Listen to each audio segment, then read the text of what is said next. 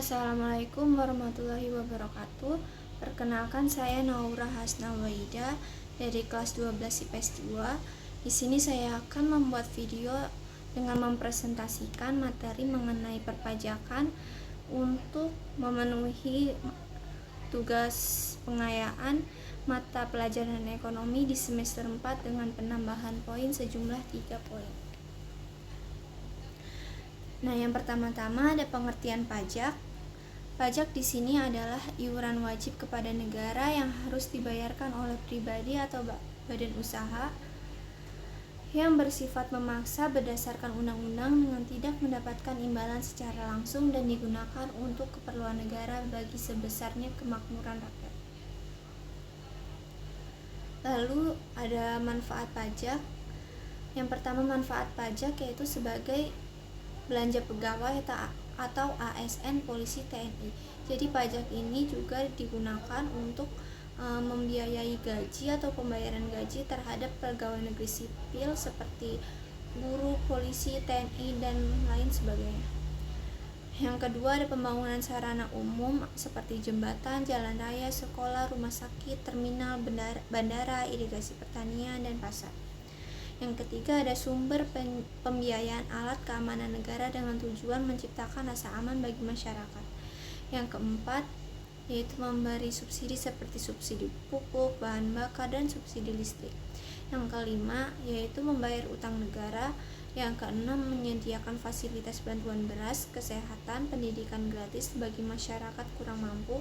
Dan yang terakhir menciptakan proyek lapangan kerja serta pembinaan dan penyediaan modal bagi usaha kecil dan menengah. Lalu ada ciri-ciri pajak. Ciri-ciri pajak yang pertama yaitu iuran wajib pada negara. Yang kedua bersifat memaksa. Yang ketiga dipungut berdasarkan atau dilandasi dengan undang-undang dan peraturan. Yang ketiga tidak mendapat balas jasa. Nah, di sini tidak mendapat balas jasa sepertinya pastinya mendapat balas jasa, namun tidak secara langsung dapat digunakan, seperti pastinya kita memanfaatkan fasilitas-fasilitas umum. Nah, fasilitas-fasilitas umum itu dibangun melalui dana pajak seperti jembatan, jalan raya, sekolah, rumah sakit, terminal. Nah, pastinya itu tidak mendapat balas jasa secara langsung, padahal itu dalam pembangunan sarana umum itu pembiayaannya itu didasarkan oleh dana dari pajak. Dan yang terakhir digunakan untuk membiayai kepentingan umum dan kemakmuran rakyat. Lalu ada fungsi pajak. Fungsi pajak yang pertama sebagai anggaran atau budget cair atau alokasi. Di sini pajak sebagai sumber dana bagi pemerintah untuk membiayai pengeluarannya ke berbagai sektor seperti pembangunan, pendidikan, gaji ASN, dan lain-lain. Yang kedua ada fungsi mengatur atau regulasi. Di sini pajak sebagai alat untuk mengatur atau melaksanakan kebijakan pemerintah dalam bidang sosial dan ekonomi. Yang ketiga ada fungsi distribusi. Di sini pajak berfungsi untuk mendistribusikan pendapatan sehingga akan tercipta pemerataan pendapatan di masyarakat. Dan yang keempat ada fungsi stabilisasi. Di sini pajak berfungsi sebagai alat menyeimbangkan perekonomian agar tidak terjadi inflasi. Lalu ada asas-asas pemungutan pajak.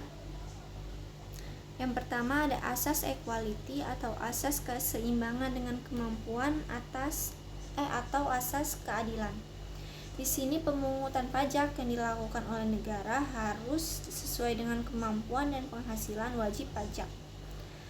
Yang kedua ada asas certainty atau asas kepastian hukum. Di sini pajak itu harus berdasarkan undang-undang atau peraturan sehingga bagi yang melanggar atau tidak membayar pajak pastinya akan dapat dikenai sanksi hukum. Yang ketiga ada asas convenience atau asas pemungutan pajak yang tepat waktu atau asas kesenangan.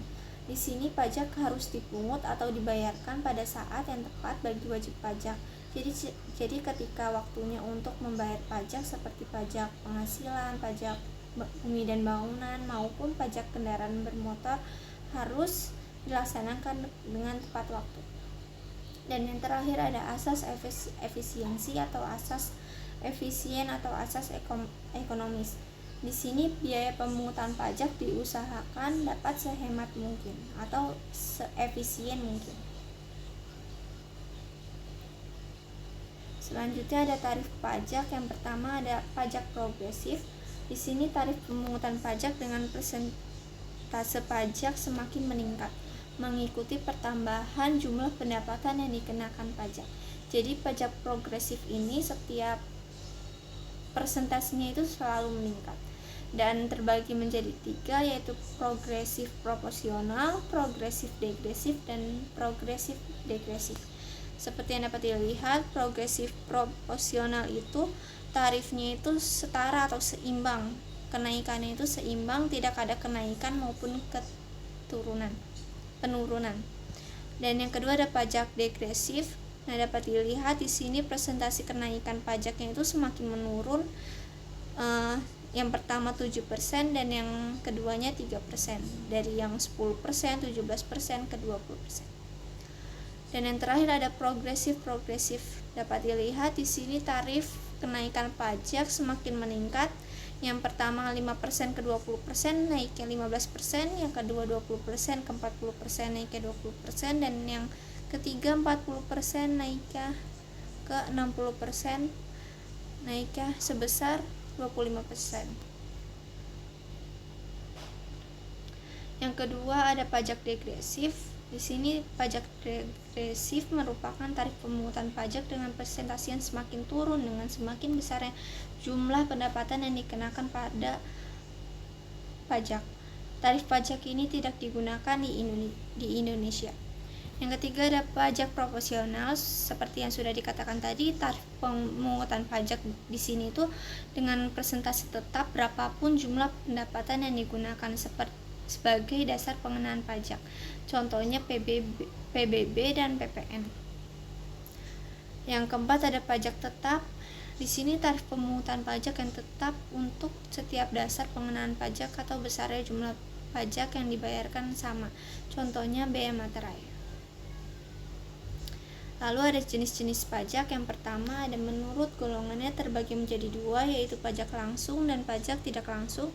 Pajak langsung adalah pajak yang ditanggung sendiri oleh wajib pajak dan tidak dapat dilimpahkan kepada orang lain, yaitu pajak penghasilan, pajak bumi dan bangunan, dan pajak kendaraan bermotor. Yang kedua ada pajak tidak langsung, pajak yang dapat dilimpahkan seluruhnya atau sebagian pada pihak lain, seperti PPN. Yang kedua ada menurut sifatnya ada pajak subjektif dan objektif. Pajak subjektif di sini adalah pajak yang pemungutannya berdasarkan subjeknya atau orangnya dengan memperhatikan keadaan diri wajib pajak. Contohnya pajak penghasilan atau PPh. Yang kedua ada pajak objektif. Di sini pajak objektif adalah pajak yang pemungutannya berdasarkan objeknya tanpa memperhatikan keadaan diri wajib pajak, seperti PPN, PBB, PKB, dan PPNBM.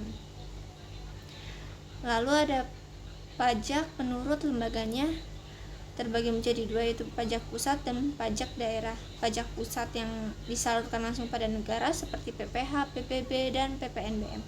Dan pajak daerah pastinya dibayarkan ke daerah-daerah seperti daerah provinsi maupun kabupaten atau kota, seperti pajak hotel dan restoran, pajak kendaraan bermotor, dan pajak reklame.